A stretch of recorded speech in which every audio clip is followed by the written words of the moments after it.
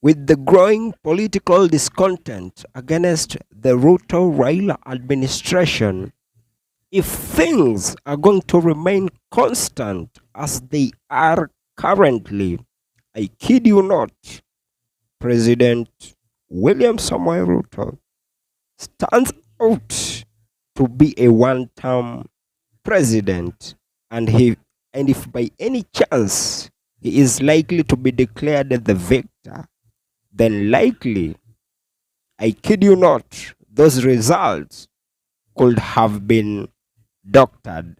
And that drives me to the question, is it honestly possible for the National Intelligence Service to help in doctoring of election results? If yes, on what ways? Listen, intelligence agencies can be used in vote tampering, ballot stuffing, or manipulating votes counting systems. In fact, lest I forget, they can also be used to suppress voter turnout in the opposition strongholds with the sinister motive of orchestrating logistical disruptions. And of course, if the voters are suppressed in all the opposition strongholds, I kid you not, this alone could likely serve as a strategic advantage to the incumbent president or the system. Essentially, the intelligence agencies could be used to orchestrate information warfare. And speaking of information warfare, this includes spreading misinformation about the opposition candidate. It includes controlling media narratives, or even it also includes selectively leaking compromising information that is received by the general public.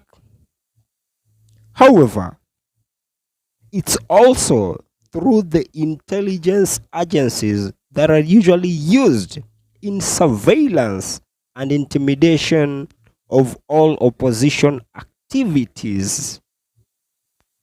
And at some point, they are usually used in infiltrating campaign organizations or even using surveillance to intimidate voters and political activists. And your guess is as good as mine. Once each one of us with a contrary opinion to the government is intimidated, then I kid you not, life being sacred, we are likely to withdraw, and that gives or serves as a straight strategic advantage to the same incumbent president. And of course, if they do such, this automatically creates a chilling effect on the democratic participation, thus advantageous to the same state. However, the intelligence agencies can also be used to capture institutions, because if at all they may work and coerce election commissioners, or they may choose to work with the courts or even any oversighting body of the election, then automatically your guess is as good as mine of how the results are likely to be. Historically Scholars like Lucan Way and others wrote extensively about competitive authoritarianism, whereby elections occur but aren't truly free and fair due to state advantages, including intelligence services.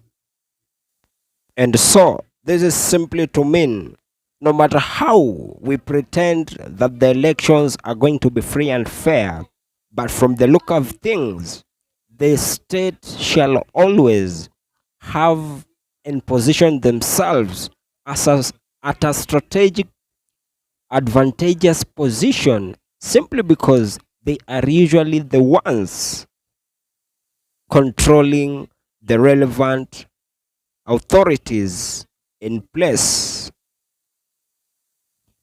But as we head to the next general election, I'd personally wish that it is conducted in a free and fair manner so that Kenyans can come out in large numbers and their votes and their voices that they voice through the ballot can be respected and never be doctored so that they can vote in whoever they want and vote out whoever they don't. And that is to mean that for this process to be a success, Kenyans should come out in large numbers so that they can go register as voters with the sinister purpose of electing whoever they want in the next general election. Failure to that, the same Kenyans are likely to suffer for the next 5-year term. And as I come to the penultimate part of this episode, that has just been my opinion.